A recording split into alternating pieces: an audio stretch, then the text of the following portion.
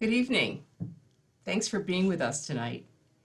I set up these 3 study sessions for a couple of reasons. One is that we are now in the month of Elul, the month leading up to Rosh Hashanah and Yom Kippur, and it's a time for deep introspection, so it seemed like a good time to do some prep work leading into that period. Second of all, our Machzor, our prayer book, has so many wonderful study pages that we really never get to, and I thought we'd spend some time taking a look at some of those. So tonight we're going to talk about creation.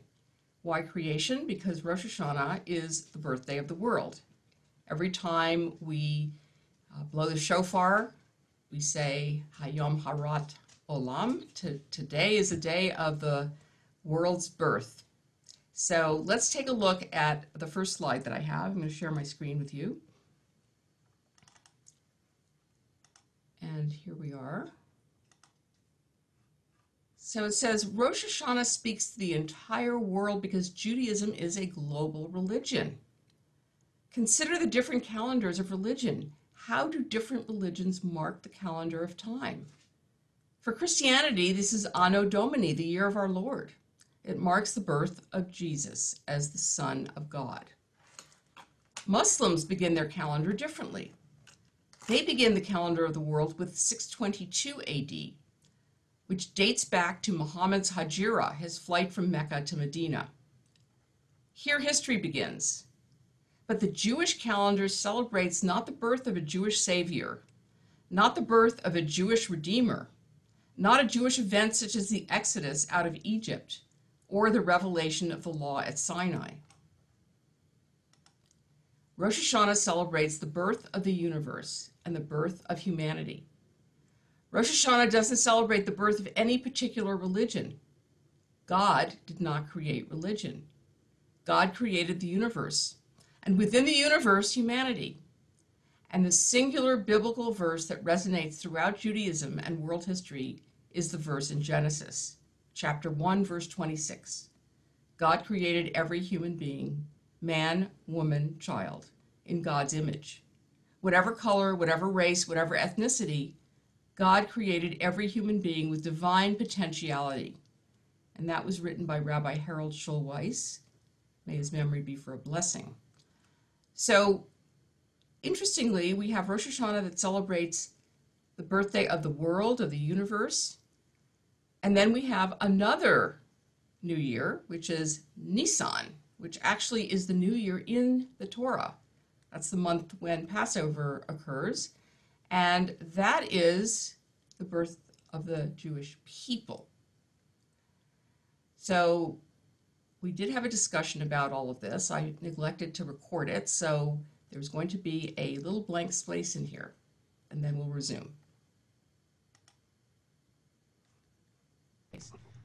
Okay, so we talked about several different possibilities for New Year's in Judaism and the tension between universal and particular. Rosh Hashanah is universal, Nisan is particular. Now we're looking at some dispute over when the world was really created. So if the world was created on the 25th of Elul, what does that mean about the 1st of Tishrei? Well, it's 5 days away. It's a lunar calendar, right? Which is 30 days. Well, it could be 6 days away. All right. And on the 7th, I'm telling you why. There's a reason. I'm telling you why, because what happens on the 6th day? A man is created on the 6th day. Human beings. Human beings, man and woman. Okay, so according to this rabbi, we have the creation of the world before Rosh Hashanah, and that actually on Rosh Hashanah is when a human being was created. And of course, that also, I'm going to share this again. Okay, this is, come on, current slide, here we go. Here we have all these different options. So Tishrei being Rosh Hashanah, which is what we are celebrating, certain interesting, important things happened, right? Because it looks like Tishrei is when, according to Rabbi Eliezer, human beings were created.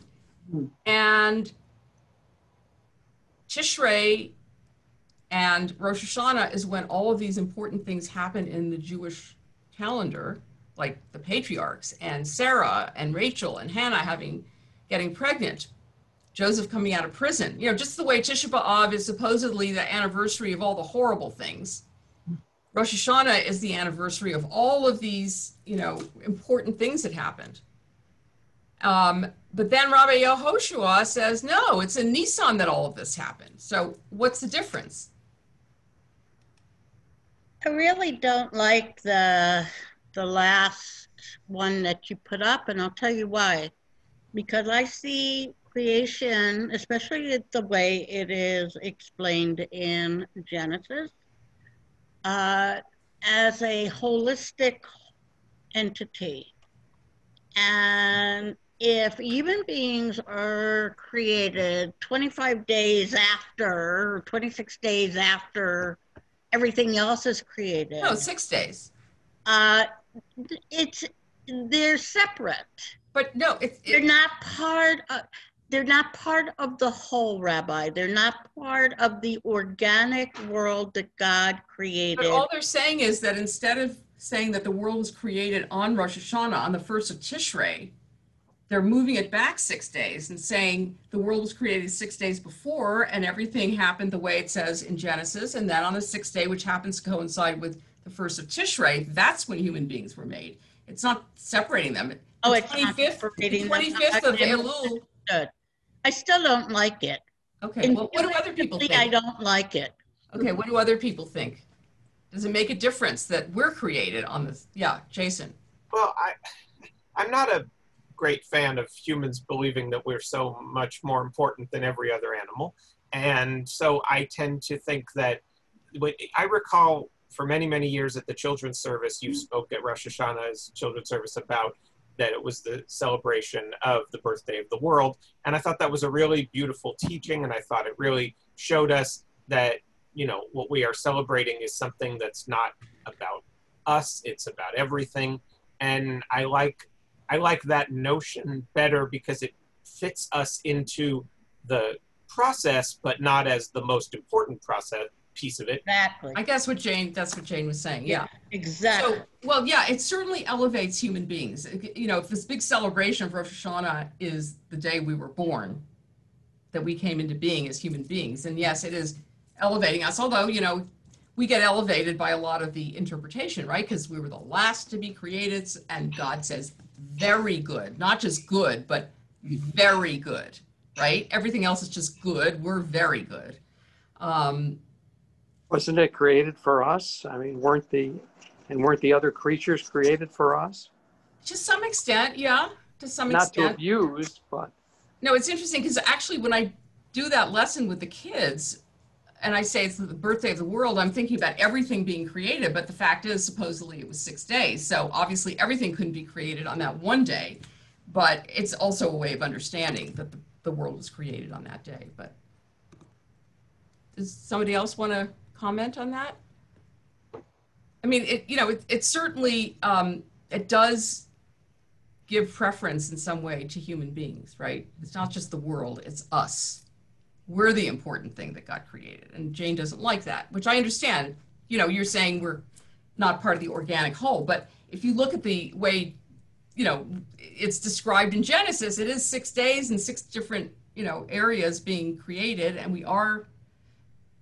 we're supposed to be stewards of the world, which means that we're part organically in terms of having a responsibility. We seem to have forgotten that, but I understand why you, yeah.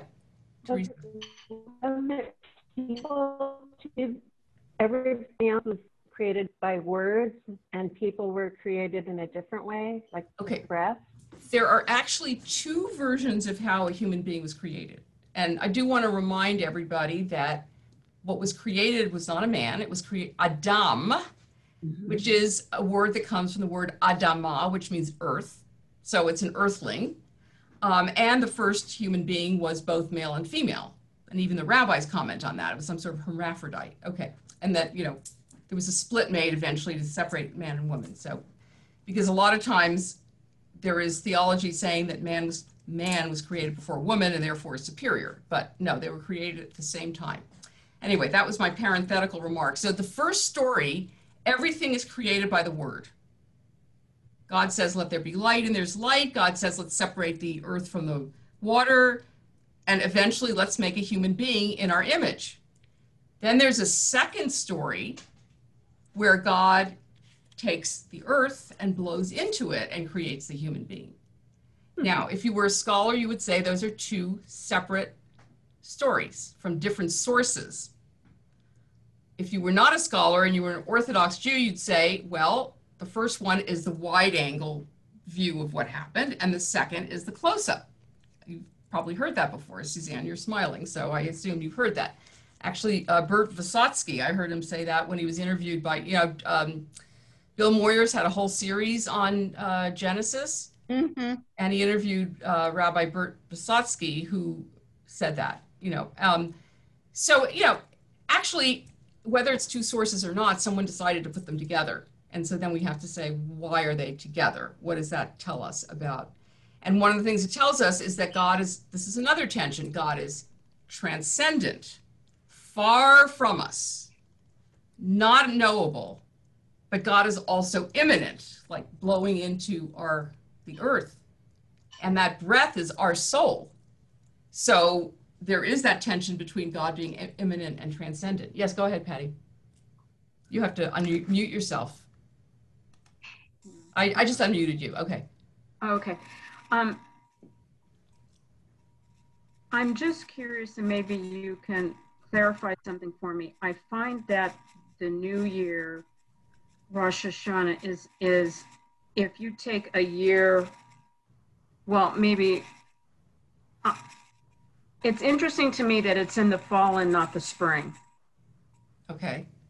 Well, because with springtime, we generally consider the birth of, the trees, the flowers, the animals, in today's society, we, it's kind of renewal. Think it's the beginning of, the cold winter is over and, oh, good, it's spring. So why is the Christian New Year in the middle of winter? I just find it interesting. I guess that's my comment. Yeah. Well, again, it was the spring in the Torah, but then when the Jews went to Babylonia, they switched over to their system, and the names of the months are actually based on Babylonian months.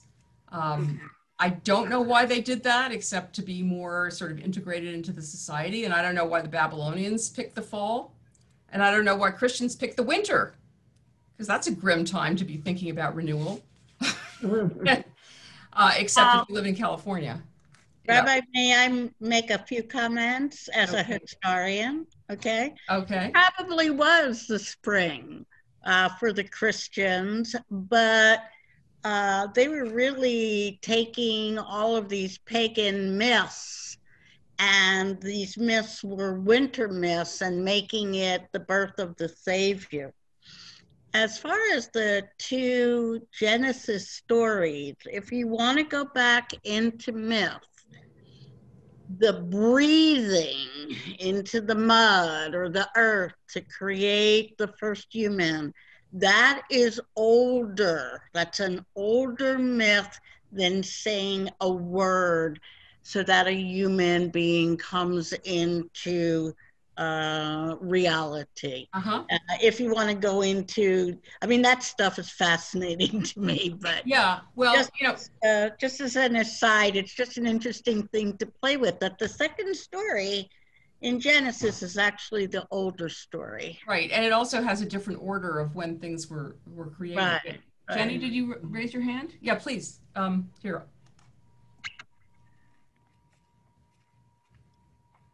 Hello? Jenny? There we go. Okay, yeah, I was just unmuting myself.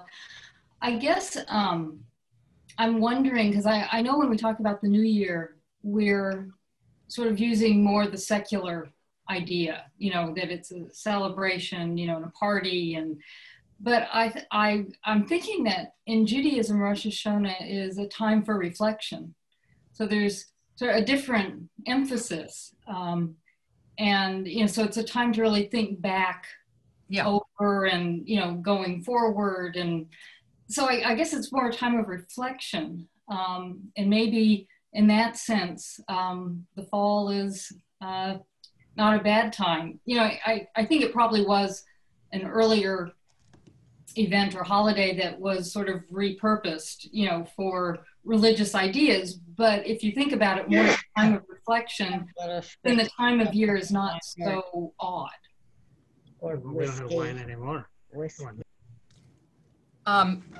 Okay, yeah, that's a good point. Although I'm not sure that, you know, Patty, I don't think you were meaning celebrating the New Year the way we do now. It's more the idea of renewal, you know, that right, because that's part of what we're doing also, is trying to renew ourselves on some level to, you know, kind of use our transgressions or whatever to, you know, come to a new place. Right. But yeah, you're right. It's also, we're going to also talk about why Rosh Hashanah comes before Yom Kippur. But first, let me share the next. Rabbi. Yes. I did put my hand up, but maybe I'm sorry, I didn't see it. Go ahead. Yeah, oh, I see. You put a little blue hand up. Okay, yes. All right. I did. Okay. I just wanted to go back to the story of creation. Yeah. Because I took a class with Zev Garber at UCR some years ago, and he spoke of, I think it's a Kabbalah, where God just didn't blow us into the world.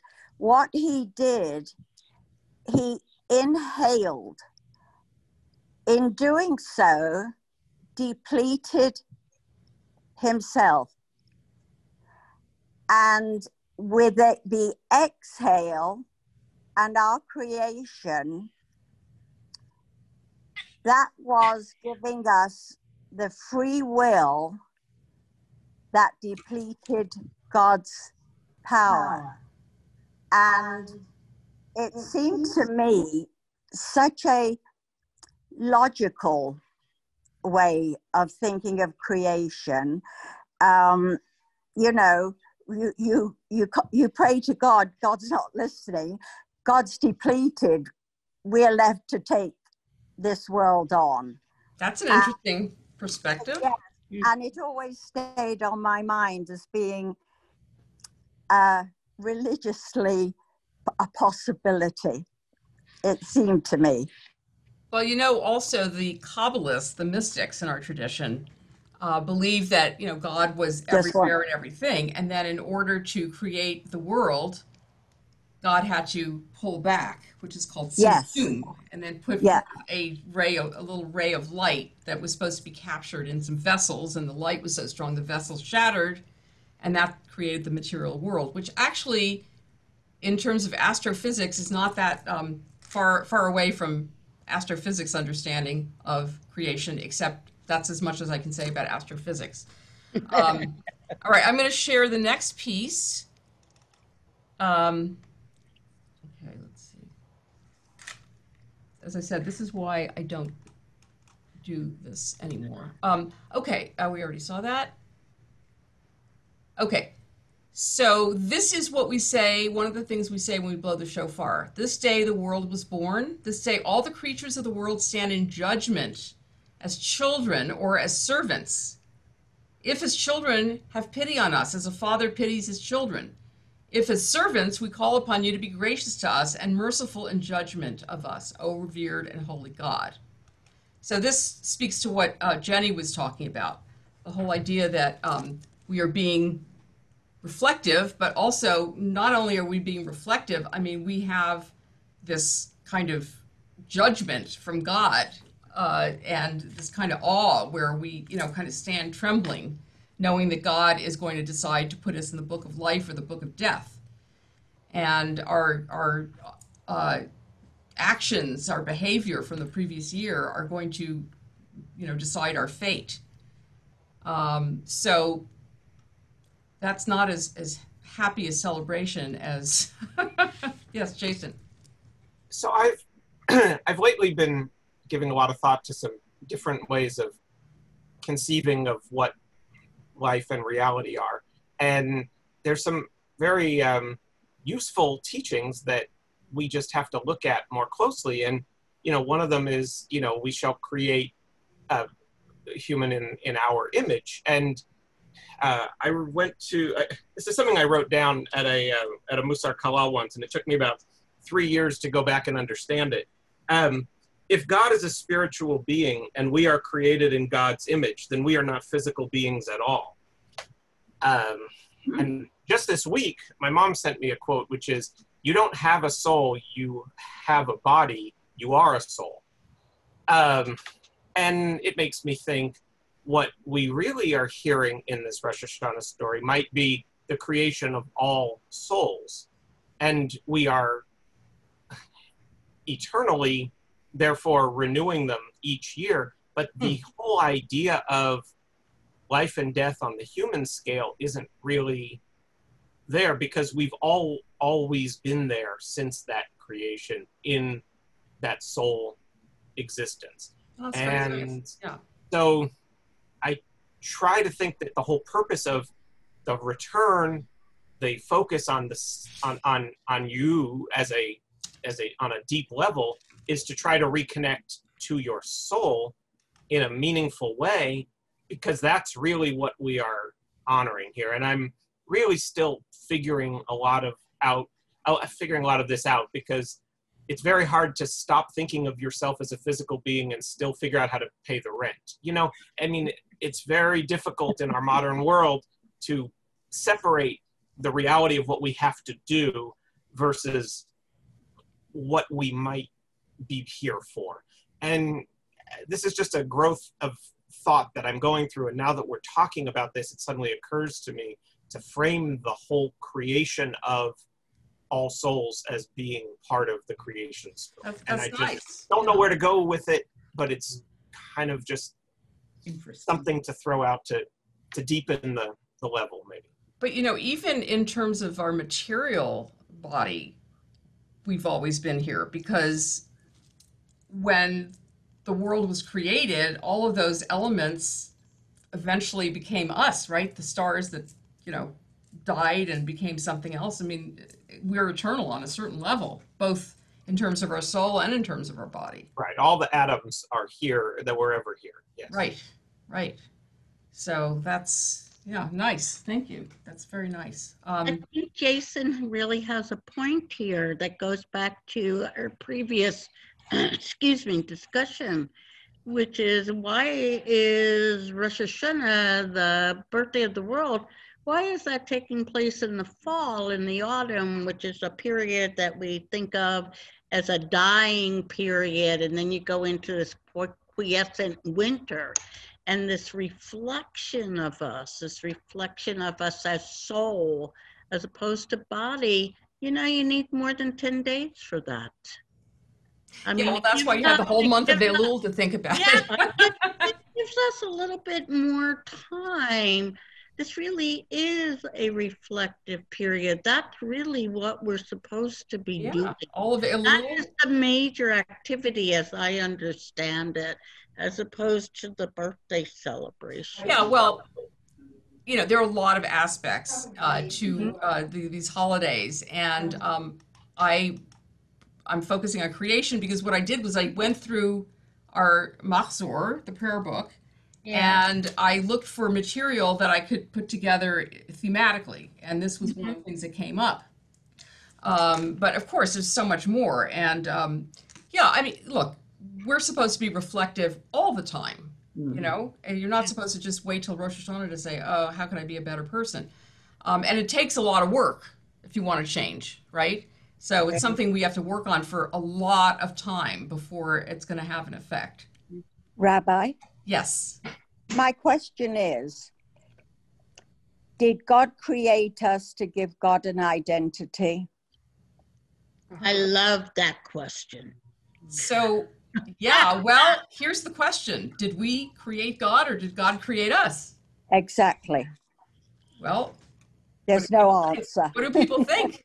What do people think? Maybe the idea that Rosh Hashanah is when we came into being, and not that the rabbis would ever suggest this, but Maybe it has to do with we invented God. I don't know. What do you guys think? It's an eternal question. I think it's pretty dangerous.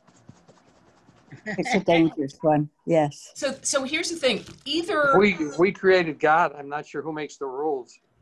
Well, you could say that there's something in us that allows us to connect to something that's really out there. Or that connects to a need to create something that's out there. So, I mean, there are no answers to this question, right? It's just one of those things that you have to sort of ponder and, never resolve. I mean, if we could resolve it, we'd be God. True. But it's a good question. Are there Jewish scholars who ponder that question? Oh, I'm sure there are. I mean, I don't know if I have it here or at the office. I did a sermon a few years ago based on a book by a woman who was a NPR reporter, and her thing was that we are connecting to something that's really there, based on how our bodies are constructed or whatever. But no one knows. No one knows. I mean, who wrote the Torah, right? That's a big discussion in Jewish tradition. Mm-hmm. And there are some people, including Spinoza, who kind of went, I don't think it was written by God. And by the way, he was excommunicated and has never been let back in. So, it's a dangerous question that way as well. I haven't read it, but in my one of my groups on Sunday, this lady was talking about a book that she was very fascinated by I think it's called The History of God. And she was talking about how it traces how God has been perceived through time and how different elements of God's character have been shaped in different cultures through the world. Yeah, I think it was Karen, somebody who wrote that. Karen Armstrong. Armstrong, right. Karen Armstrong wrote that, and then Jack Miles wrote a book called God, a Biography. Yeah. Which is wonderful, and it's really looking at God as a literary character throughout the Bible. So it tells you there's a lot of ways to deepen your ways of, your perspective on this. There's a lot written that's out there. If this is a subject. Yeah, we could really spend a lot of time. All right, so let's go to the next thing. Okay, this one we just saw. Next. All right, this is about science and religion, which is just what we were kind of getting to. A couple of years ago, a neighborhood science teacher asked if I believed that the Genesis account of creation was true. I answered, yes. Great, he said. Would I like to speak to his class about my understanding of creation?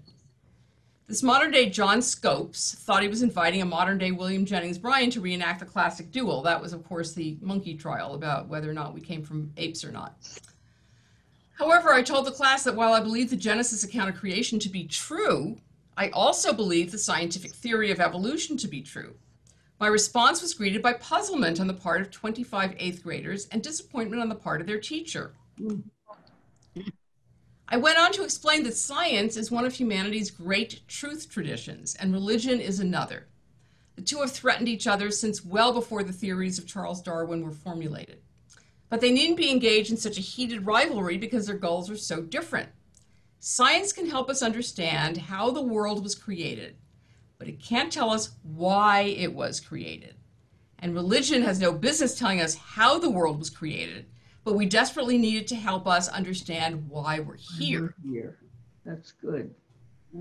Genesis doesn't discuss the survival of the fittest, but as you well know, Darwin's scientific creation story does. That story's operative principle of the survival of the fittest became known as social Darwinism, which taught that only the truly gifted deserve to survive. It is unfortunate that this teaching has become an axiom of modern life. In contrast, our Jewish tradition has always taught that we are responsible for the survival of the least fit, the orphan, the poor, the lonely, and the stranger, to name just a few. And in Genesis 1:27, we are told that every single human being is divinely gifted and deserving of dignity. One more slide. The opening of Genesis tells us about the creation by God of a universe of harmony, balance, and beauty, formed from soupy chaos, tohu vavohu. It is the most profound story we know, and it reminds us why we are here. It sets forth our work and our challenge. But is the story true? Regretfully, I must admit that the story is not true, or at least not yet. When will it be true? When we accept our responsibility as God's partners in creating the world described in Genesis. And that's Rabbi Rick Jacobs, who is the head of the Union for Reform Judaism. So, science and religion, two different purposes. So, what's the purpose of science? And what's the purpose of religion? Well, science tells you how it was, and creation was why. Why? And what is the why? What, Laura? Yes? This is not directly in response to your question, but it's in response to the topic. Many years ago, I can't remember how many decades, in my first year at Berkeley, the professor came into the class at the end of the year, dressed up as Charles Darwin, and gave a long, detailed lecture in which he talked about all of the rabbis that had used the term day really to mean a unit of time, a section of time, as opposed to a 24-hour day, and how if you compare what we believe as scientists with what is in Genesis, there is a remarkable correlation between them, that everything that happened in a way that you couldn't make up these things, right? I mean, it's too similar. So maybe that doesn't respond to you, but I think that that's a way of saying we can be at ease with both versions. Yeah, well, I think, the rabbis say that one day in the life of God is, thousands of years in our lives or more. So the idea is this is not meant to be a technical, detailed description of how the world actually was created. It is a story and a poetic kind of metaphor. And it has a different purpose. Right? The purpose of religion and the purpose of the Genesis stories is to give us a sense of why we're here. Why did God create us? And what is our purpose in life? And that's going to be the subject of my sermon.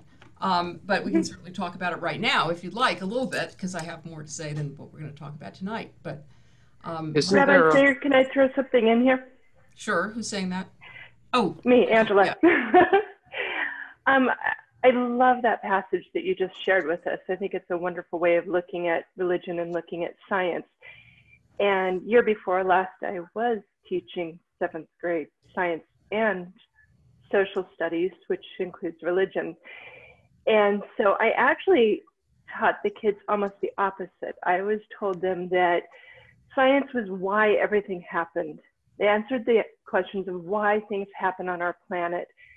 And our religion is what tells us how we should live our lives and gives us that moral compass to follow. Absolutely. Thank you. Ezra, did you have something you want to? I was going to say, shouldn't there be no conflict between what science discovers and what Jews believe? I've heard the expression, truth is the hand of God. Well, it depends on what you mean by truth. Is truth factual? Like, for example, Hanukkah. Was it really oil that lasted 8 days? That's a story that was imported in to explain Hanukkah. It's not a real story, but it contains truth. Just like, did Washington actually chop down the cherry tree and tell his father that he did? Probably not, but it contains a truth that we want to teach to our children, that telling the truth is important. So it can be true and not factual, right? Well, so it contains truth, like truth about, God creates the world, and it seems like one of the things God wants to do is have us as a partner to complete creation or to implement God's plan. Like God has this beautiful plan, as Rick Jacobs said, of beauty and harmony and peace. And then we're the ones who are supposed to implement it, and we messed up really badly.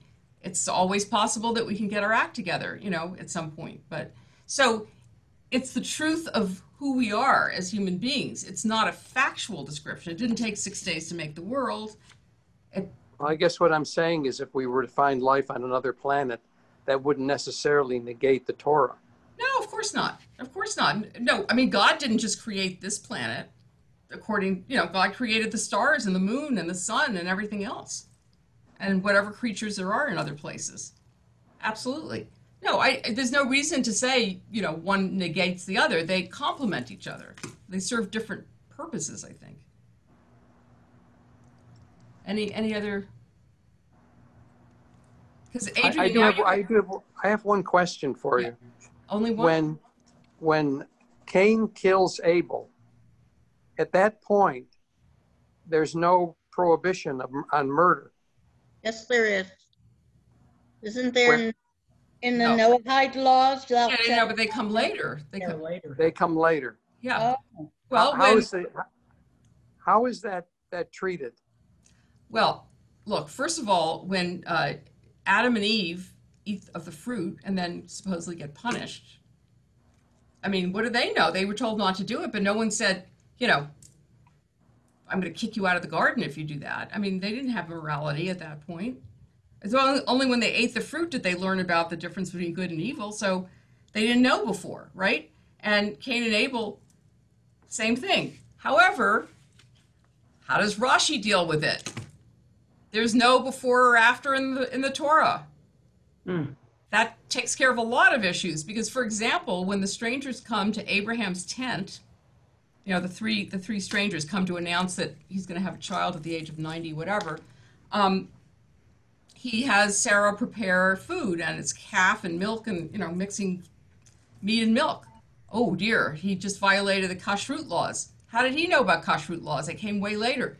There's no before or after in the Torah. Well, actually, even the idea of mixing milk and meat is not even in the Torah at all. It's later on in the Talmud. But the whole idea that, you're violating something that hasn't come yet, simple solution. It all happened at the same time. I know, that's really convincing. It's very convincing. I can see from your face how convinced you are. Any other comments before we move to the next? Okay, we're going to have Carl Sagan. Yeah. Okay, come on. I have to hit it twice for it to listen to me. Okay, here's what Carl Sagan has. How is it that hardly any major religion has looked at science and concluded, this is better than we thought? The universe is much bigger than our prophet said, grander, more subtle, more elegant. Instead, they say, no, my God is a little God and I want him to stay that way. A religion old or new that stressed the magnificence of the universe as revealed by modern science might be able to draw forth reserves of reverence and awe hardly tapped by the conventional faiths. Well, I'm not sure that I would agree with his statement, but what do you guys think?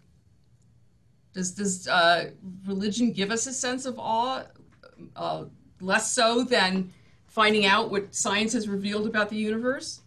I think that's the cool thing about science. And I know when I took my astronomy classes in college, and I mean, anything that Carl Sagan does is pretty cool, but that's just me geeking out on Carl Sagan. But at the same time, I think that there are times that you just kind of go into this place of how deep is this well? And I think that within Judaism, that's something that we have a really deep well.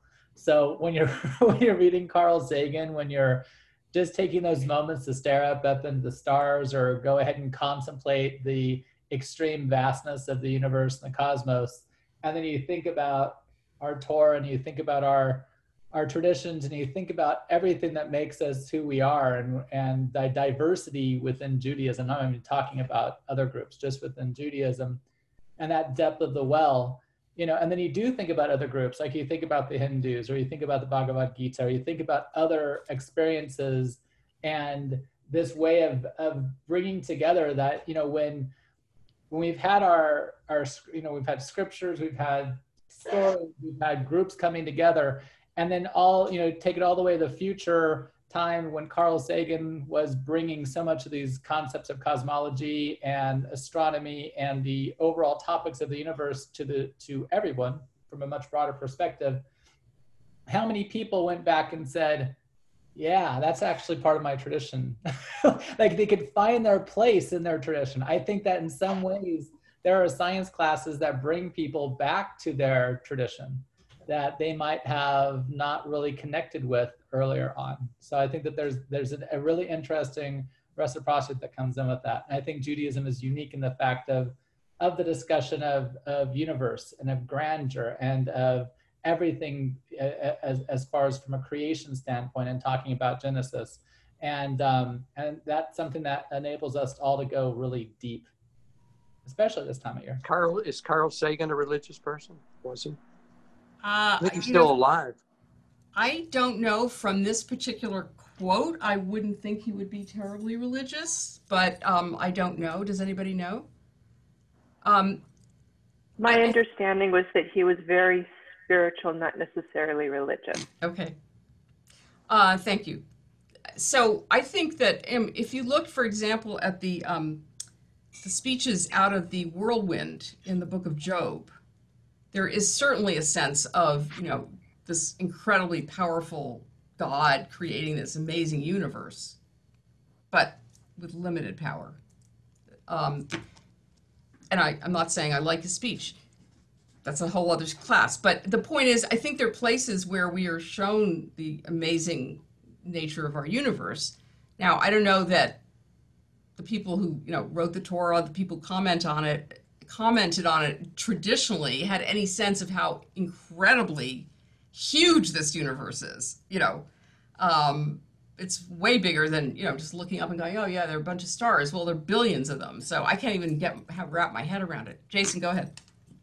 Well, I was thinking about a couple things, and one of them that was interesting. I did a class a few years ago. We were talking about how neuroscience has actually proven a lot of the ways in which we can change our minds, and the way in which things rewire that match up really well with what people have been writing in Jewish texts for thousands of years about how to change your own behavior and character. And we've now learned basically through neuroscience that they had it right, they just didn't know the science for it.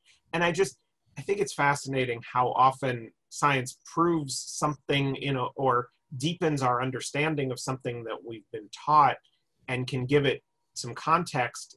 And I don't think to me they blend together so well. And I hate the idea that they're at odds with each other has always been a struggle for me, because I think the more you understand the complexity of a leaf or a spider web or or the network of food chains in an ocean, it's awe-inspiring in the way that we have this term yirah in Hebrew that's sort of a combination of fear and awe, but it's this idea of just there's things that are so much vaster than we can possibly comprehend or have any way of imagining anything but a creation that had some direction to it, because it seems so complicated to be random.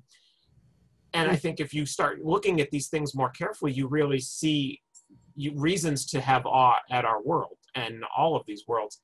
And so I think they can come together really well. Right. Jenny? Yeah, I'm thinking, I'm sorry, I'm just not recalling the specifics, but I think the early scientists, so I'm thinking of like Galileo and even Charles Darwin, I think they were religious, and sort of like what, sorry, I don't know people's names, but what several people have said that, when you explore, whether it's the cosmos or, biological systems, you can be really left with this sense of awe. And I think the early scientists didn't see a conflict between science and religion. And I'm forgetting where that separation started, but I think it is more recent than we realize, that if you go back again in time, they didn't seem to be at odds with one another. And I'm forgetting where they sort of split off.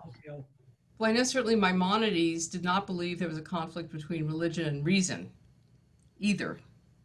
Yeah. He's medieval. Okay, so we're going to go on to a slightly different topic, still related to creation.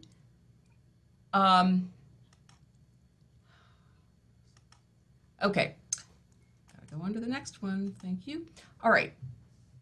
So our sages teach, on this day Adam and Eve came into being. This is in line with Rabbi Eliezer, who said that that's what happened on Rosh Hashanah. Received commandments, transgressed, and were forgiven. The Holy One said to them, "This is a sign for your children. As you stood before me in judgment on this day and went free, so shall your children stand before me in judgment and go free." So, commentary. On Rosh Hashanah, the Midrash tells us the first human beings lived out the entirety of existence. In other words, birth, formation, rebellion, judgment, repentance, and redemption. All of life's transformational moments took place on Rosh Hashanah. All of life unfolded and took place on this single day. And one more slide. Rosh Hashanah symbolizes all of life. Each day has an unlimited potential for good or for evil. Like the first human beings, we are born, we develop, we rebel, we obey, we are judged, and we are forgiven. Each day is an opportunity to create a new universe for ourselves and for others. There is no yesterday and no tomorrow, only Hayom, only today. What will we do with this day while it is still here? So the question is, do you believe that there is only today? There are people who say that God is this moment, and there is nothing other than this very moment. So how does that strike you? I'm laughing because one of the things that I've been studying, I've been watching some videos and reading some interesting things, and some very, very respected and advanced physicists have basically argued that space and time can no longer are real concepts, and we can prove that they're wrong. And so science essentially now tells us time doesn't exist.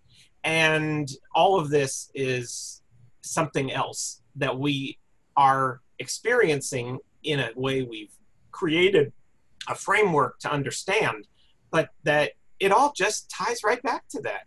And I'm laughing because it's funny that we could circle all the way through all of this and end up back there again. That, and what you were saying about there's no time in the Torah, right? I mean, that actually does add up, right? I mean, if you want to take it to that extreme, then yeah, then we all are really still in that day, and it's all just part of this thing, whatever it is, that we are somehow given an opportunity to experience in a conscious way and try to make our way through and gain something on. But we are just going to return to that day again. And it's a fascinating idea. Yeah, time doesn't exist. How come I'm always late? That's in your mind. It's only in your mind. How come I'm always late? But if you accept that idea, Jason, then you have to ignore all the rabbinical writings, because it's from the rabbis that we get this idea that God will punish unto the 10th generation. So yes, there's today, but there are the consequences of today. But all we know is really this moment, right? We can't go back in time. We can't go forward in time. This is the only moment that really exists. If that's the only contradiction you're finding in Judaism, then it's a short conversation. No, I'm just saying it's one of the many contradictions that I find in Judaism. That's what makes it so much fun. I mean, because when you come down to it, you come down to this really absurd argument, which is that the Holocaust is God's punishment for something that happened 10 generations before. And that's simply... Well, those are only acceptable. A few very extreme people. Yeah, but you still hear that. I mean, because you can't conceive, these people can't conceive as God as absent or accepting evil or whatever. And I don't want to get into that argument, because I find every time you bring up a Holocaust argument, you're on the losing side. So I don't want to be there. But the thing is, there's history. God created history. God created history in 6 days because he did certain things in a certain order in 6 days. That is the definition of history. So there is yesterday, today, and tomorrow. Okay. Adrian, did you have something you want? Adrian? Yes. when you consider that time doesn't exist and it is all today, we only have a certain amount of time that we're alive to be in this today. So I'm wondering about the time element, and if we are always in today, after I'm dead, I don't believe in my soul going on. I believe possibly some energy of me might be, and maybe you could say that's my soul. I can't even, I haven't come to any sort of definite idea about it. I ponder it, but we are given this, you're a baby and then you're an old lady. And it happens fast, right? That is time. I have a certain amount of time to deal and ponder this, everything's today. I can't seem to get to a rational idea of this, given I've got a limited time to deal with the idea of today is always, because I'm not here always. So then have I got to rely on this maybe energy of myself carrying on? I don't know. I'm just full of I don't knows. I just wanted to pose what I'm thinking about. No, it's all very, it hurts your brain to think about this too much. Actually, there's a relevant piece, let's see. Oops, oh, I could do it that way. Wait, okay. Let me make sure I have the right one. Okay. Oh, so this is the, all of life. Okay, most of us do not think of our lives in this way. We live with regrets and hopes, right? The idea that there's only one day. We dream about the future and ruminate about the past. We spend more time looking back at what we missed or worrying about that which has not yet happened. We buy life insurance and never take advantage of the opportunity to live right now. The High Holy Day liturgy reminds us over and over again, Hayom, today is the only one that counts. In other words, live your life. Don't wait, right? I think that's what the, one of the ideas is take advantage of the fact that you're here. Don't wait for things to happen. Don't regret things that didn't happen. Take advantage, appreciate. Unless you're Ruth Landis. If you're Ruth Landis, you smile all the time. She's almost 103, okay? All right, so now the next question is, why is Rosh Hashanah before Yom Kippur? Okay, that always was something that intrigued me because, if you're supposed to be reflecting and, doing all this kind of repentance and looking at your sins and everything, wouldn't that be something you would want to do first and then celebrate the new year and renewal, as opposed to the other way around? Anybody have any thoughts about that? Okay, if you don't have thoughts, someone else Well, does. I haven't thought much about it, but do you really want to end on a high note? Well, yes. Well, I don't know. As opposed to, if you end with New Year's celebration, I think it takes away from the idea of reflecting on your life. Maybe. Let's see what Rabbi David Wolpe has to say about it. Why does Rosh Hashanah precede Yom Kippur? No sooner do we mark the new year than we begin repenting for our sins. Surely the logical sequence would be the reverse. We should repent and then usher in the new year with a clean slate.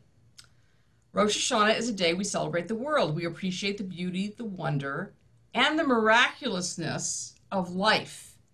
That appreciation is critical.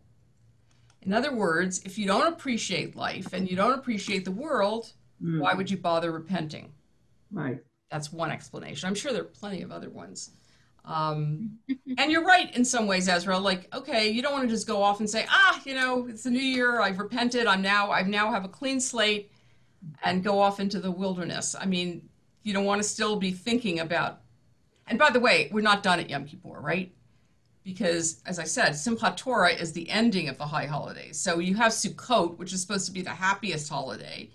Even after the Messiah comes, that will be the remaining holiday. And then you have Simchat Torah, which is the joy of Torah, where you celebrate the Torah. So it doesn't really end on a down note. But it's interesting that there is this reversal of what you would expect, which is usually how Judaism works, right? Yeah. Maybe it has to do with Teshuvah, right, is return.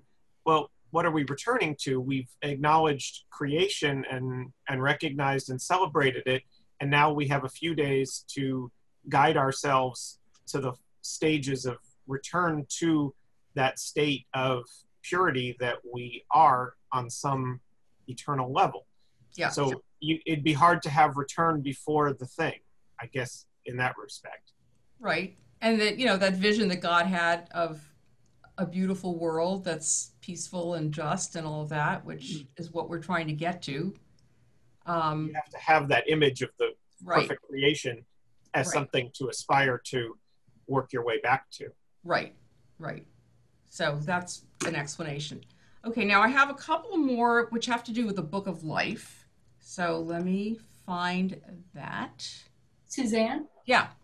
I was thinking, I'm not sure that Yom Kippur ends on a down note, because the idea is that we've, reflected and reviewed, and now we have a clean slate. So it's the opportunity to begin again. So I'm not sure it ends on a down note. I mean, it's a lot of thinking and reflecting, but in the end, it's we get to start again. True, and you get to eat too. But yeah, you're right. It's not, I mean, Yom Kippur is not really a downer. It's just very, very serious. Yeah. But it starts with Rosh Hashanah. I mean, Unatana Tokef, we do on Rosh Hashanah, right? I mean, we do it at Yom Kippur also, but there's God sitting up on a throne judging you, deciding whether or not you're going to be written in the Book of Life. Like, that's not exactly a happy holiday, right? I mean, you're trembling the way the angels trembled. So let's look at that for a second. This is the Book of Life. For us, the Book of Life has been reduced to words of casual welcome. Because what we say for the New Year, we say, Lashana Tova Tikatevu. May you be inscribed for a good year. In other words, hopefully you're going to be in the Book of Life, not in the one of death. The Book of Life, I wonder, is that all it means today?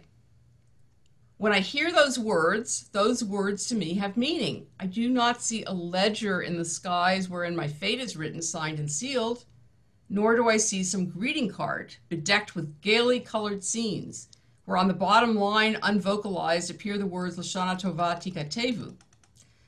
The Book of Life, to me, is a symbol. It says to me, you are recorded. What you say is more than words whispered into the wind. What you are is something more than pebbles on a beach. What you do has an effect. So here, the understanding is that the Book of Life is not about, you're going to die or you're going to live, but that you are significant enough that God is going to write down a memory of your year and what you've done. And so therefore that gives you a sense of significance. So that's a different way of thinking about the Book of Life. That what we do matters. It matters to God. And that even though, maybe we were lonely all year or lonely during part of the year, and there is somebody taking note of you. You are not just a forgotten person. And that's kind of, I think, a beautiful way of thinking about the Book of Life. Anybody want to make any comments about that before we look at the next slide? Well, in case you're planning to talk about it at the High Holy Days, I'll just ask first. But,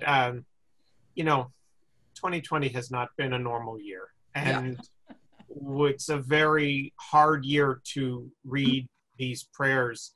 And if you look at them at all literally, it's extremely challenging in a way, maybe even than it ever was, because there's just no way to frame 180,000 Americans in a pandemic as somehow that any of that was to me, any God's plan, right? And I don't see that God's plan involved George Floyd dying as he did. I can't believe in a God that does it that way. Right. And so this is a year that's really tested this concept in a really big way, because I don't think it can hold up in any sort of literal meaning when you see the way this is all unfolding. It just feels like you have to see this figurative sense and somehow look at it from that other way, like you're trying to get to here. I mean, it's such a struggle. Well, I think in response to what Jane was saying before about the Holocaust, and I'm not going to go into the Holocaust per se, I think people want to have reasons for why things happen, number one.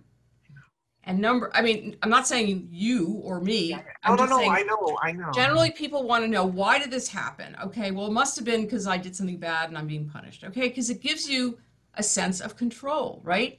Because if I was bad and I got cancer, therefore, if I'm good, maybe I won't get cancer.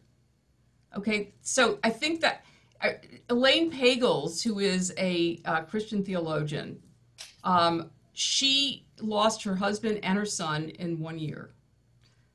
And she was interviewed also by Bill Moyers. And I remember her saying, you know, guilt is a useful thing because it makes you feel like there is a reason. You don't want to feel like it's random, you know?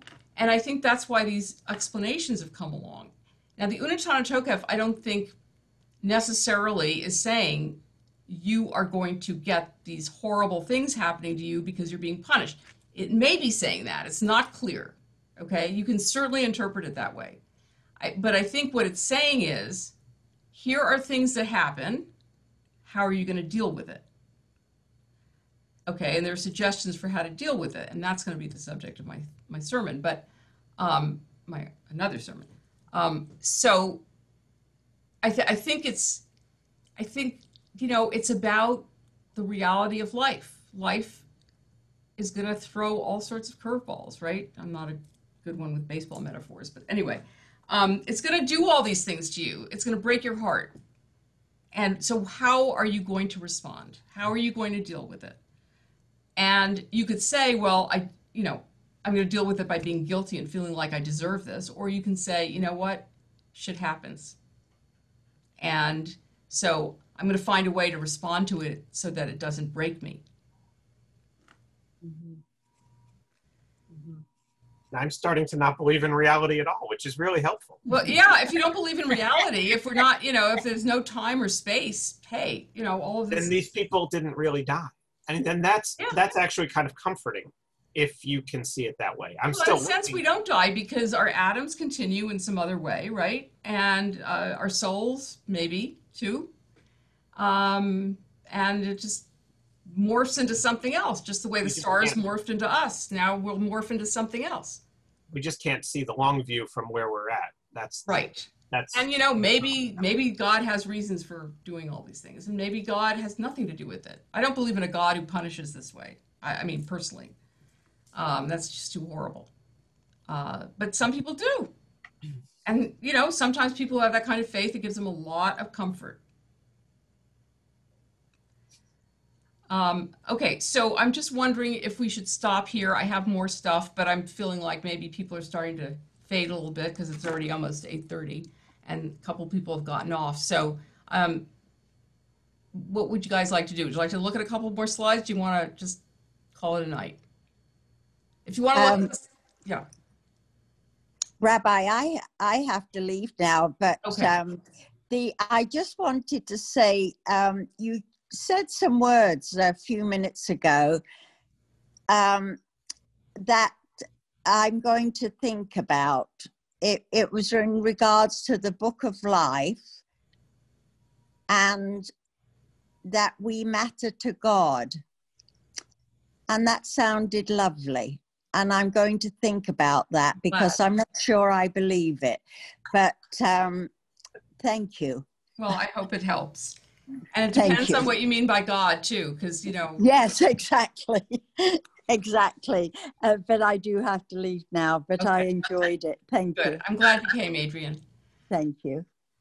Okay, so I think we're going to end here, and next week we are going to talk about humility and awe, and look at some of the material that was in our book. And then the week after, we're going to look at the women in the Torah and in the Haftorah that we read about during the high holidays. So thank you all. Thank you, Rabbi. Wonderful. Good being back.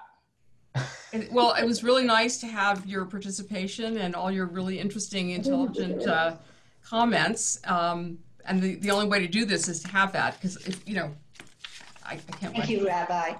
Yeah. So thanks, anyway, Rabbi. I'll see Don't be you late soon. next week. You won't be late. You'll never be admonished for it, because there's no such thing, and there's no before or after.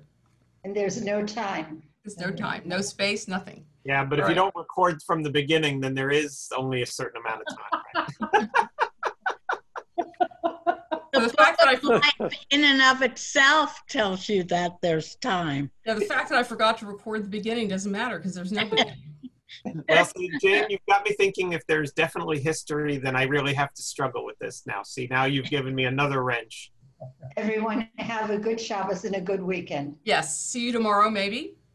Family service. Thanks, Okay. Rabbi. Good night. Cheers. Thank you.